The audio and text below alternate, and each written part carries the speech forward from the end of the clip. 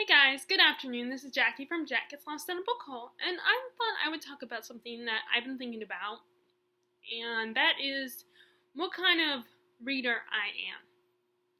Now, as I watched BookTube, first off, BookTube has just opened my eyes to so many things. I mean, I probably would have discovered books like Sarah J. Maas's books and, Ken Follett's books. Well, maybe not so much him, but all the popular fantasy authors on BookTube, I might have discovered them on my own. I don't know. But it might have taken me a lot longer. Thanks to BookTube, I am made more aware of it, and I am more inclined to pick it up right away. But I've noticed something about myself as a booktuber that, not as a booktuber, but as a reader, that I like two different kinds of booktubers. Now, let me preface this by saying, just in case, I am not trying to offend anybody with what I have to say. I'm probably not going to say anything too offensive, but you never know. Something might slip. So I just want to clarify that just in case something does slip and I do say something that's offensive. But I'm trying to choose my words carefully and explain it in a way that's simple and understandable.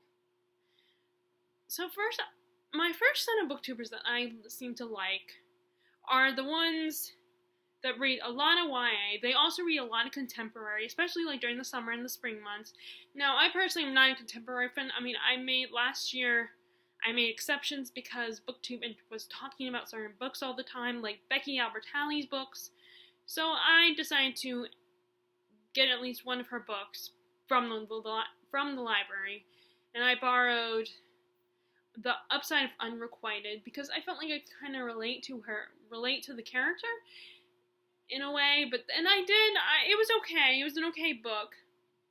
It wasn't my favorite book. It was, like I said, it was just okay. And unfortunately, I couldn't relate to. I could relate to the main character Molly a little bit, but as the story progressed, I realized I couldn't relate to her that much. I could connect with her shyness and her confusion. Although, unlike her, I didn't get a chance to date anybody I didn't date anyone in high school. By the time I finally went on my first date with a guy, I was in college. But then I discovered as I went out with him that it was just nothing super special. It was like, I wasn't ready for it. And I was also a little disappointed by the first kiss. But maybe that's because I have too high expectations about what a first kiss should be like. But anyway, so I've read a bunch of other books recommended to me by BookTube. I've read a couple, I think I've read some other contemporaries because of BookTube, but, sorry, this part of my glasses, just where that is over my ear, just caused my ear to ache. I asked my best friend who wears glasses, if it bothers her, and she said no, it's just really this part, but this part doesn't bother me. Maybe because there's like a gap right here, it's not like right on my nose, but there is a mark there. This part leaves a red mark, but it's this part that bothers me, the part that's on my ears that bothers me, but it helps when I'm distracted. So, but I'm not as distracted right now as I am during work, so I might be fiddling with this quite a bit. And actually, I'm thinking about going out to the bookstore, which is probably not good because then I'll end up buying a book, and I really shouldn't. But it's the only place I like to go, so in this town, and I can't drive, so I can't really go anywhere else. Because my mom's working, and my dad decided to go fishing, so. Anyway, but what's great about those booktubers, even though I don't read a lot of the kinds of books that I don't always read the books that they read, they are so exciting and fun people, and very passionate and very uppity a lot of times. And they do still read a lot of books that I do like. Like, those are the booktubers that read Sarah J. Maas books, for instance. And, other fantasy genres, like BookTube is the reason I'm thinking about getting into Robin Hobb, for instance. So they are so exciting, and they get so passionate, and they're, so happy, And now I know in real life they're not gonna always be uppity. So if I know, so which is okay. It's good. It's better to be at least that way on camera. Because you want to put a certain kind of persona on camera. But it's okay if you're not that way in real life. But anyway, so those I love those booktubers, and I feel like that's half of the reader that I am. I like those fantasy books. And I did go through a phase where I read romance and stuff, but then I just got kind of bored with it after a while because it all felt like the same kind of story, boy meets girl, and the differences, of course, were the in-between stuff, and the details about the characters were different, but it was the same, boy meets girl, boy and girl have problems, whether it's because of each other or outside forces, and it takes them a while to officially make it work. Sometimes they go through a period where it works for a little while, but then they have problems, and there's a big climax, and then they eventually get together, and then by the end of the story, they get back together, and everything's all hunky-dory. It's not perfect, but it's good, I mean, some of them, like Nicholas Sparks, a lot of his romances kind of ended in a depressing way. But I kind of almost like that kind of romance where it ends kind of depressing. It doesn't have a happily ever after ending, because it's nice it's almost a breath of fresh air when it doesn't end all happy and perfect. And I guess it goes back to those people who don't like romance in their plots, and every once in a while they want a plot that doesn't have romance in it, which is understandable. At the same time, though, I am a romantic myself, and so I like having romance in my fantasy plots. I just don't want it to be the center of the plot. But unless I'll watch a movie where it's the center of the plot, or watch TV, or even a TV show I might watch if it's the center of an episode. But, not in a book, because you spend more time reading a book. So if you really are into romance, it's fine. And it's true, when I read a romance, I do, unless it's like an epic romance, like Gone with the Wind or something, I will get through it a little quicker. Like I read our friend Sue, the doctor, who gave me a whole bunch of his books.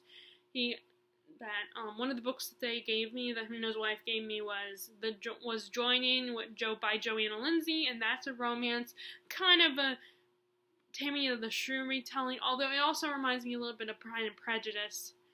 And I read that, and I definitely got through that a lot quicker. And the same thing with Pride and Prejudice and Sense and Sensibility. Those are the only Jane Austen books I like. And I do like Jane Austen more so than I do like Pride and Prejudice more than Sense and Sensibility. But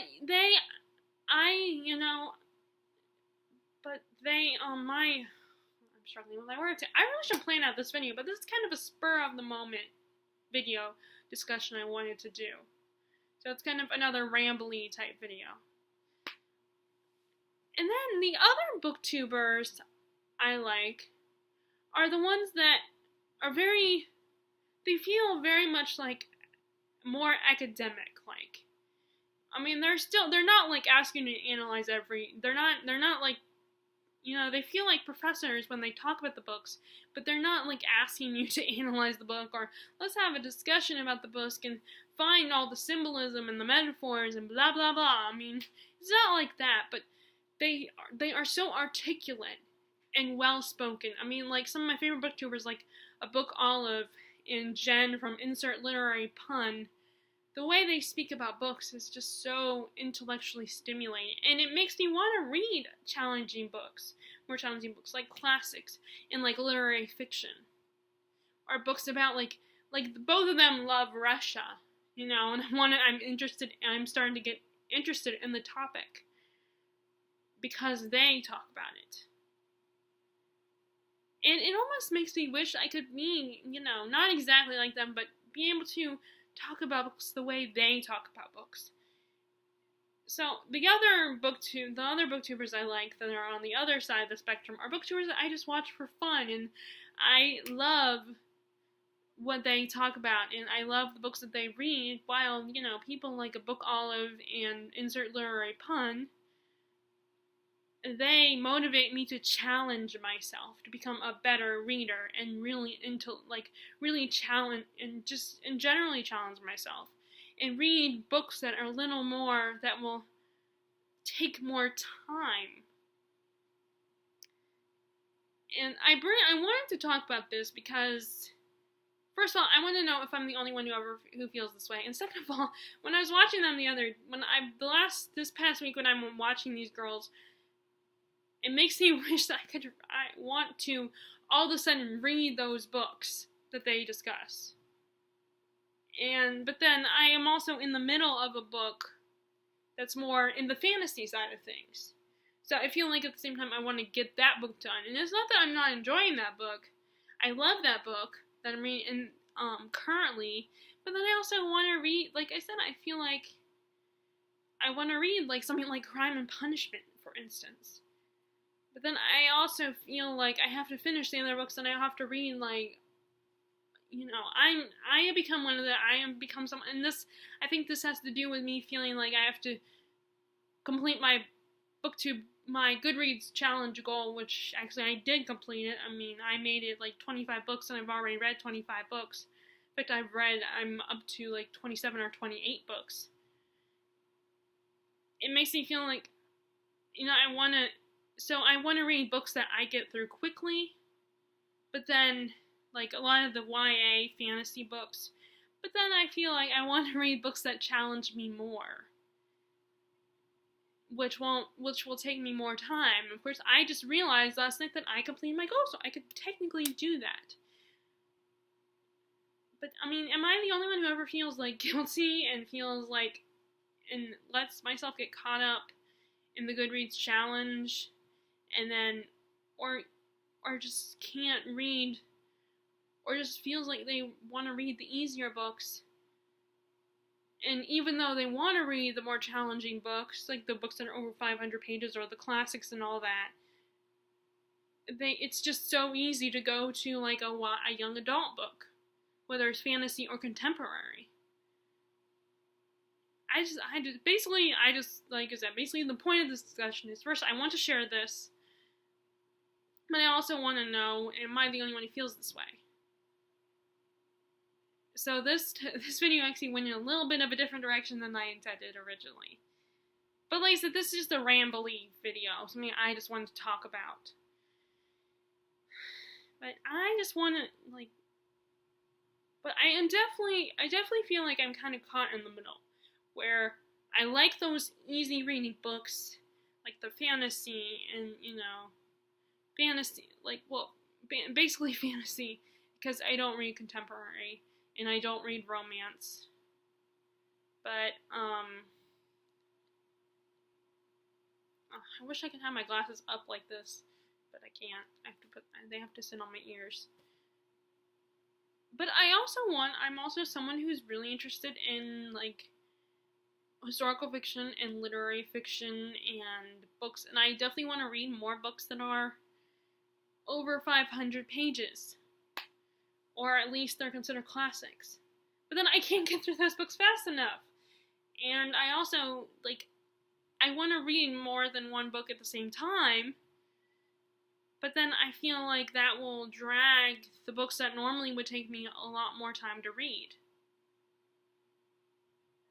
So I'm also a reader that when I buy a new book, I don't like to get to the new book right away.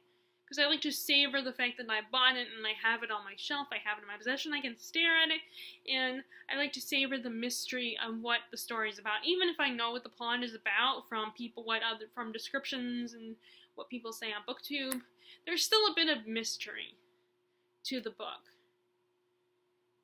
So that's my other problem, is that all of a sudden I'll feel the urge to read this book, but then I'm like, no, you need to savor that book. Don't read it just yet.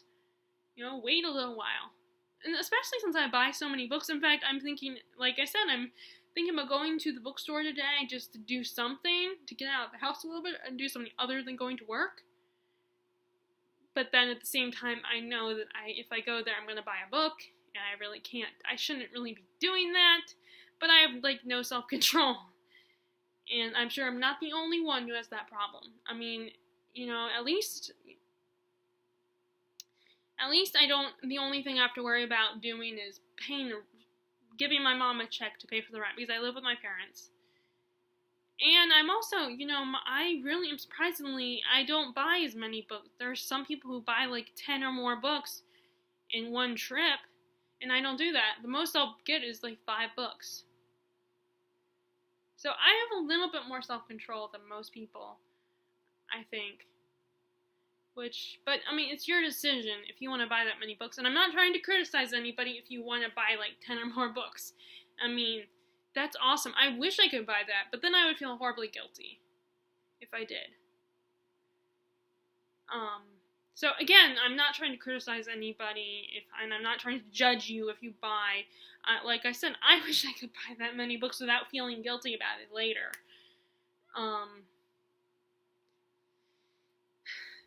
But like I said, this is just a rambly video about my book, what the type of reader I am.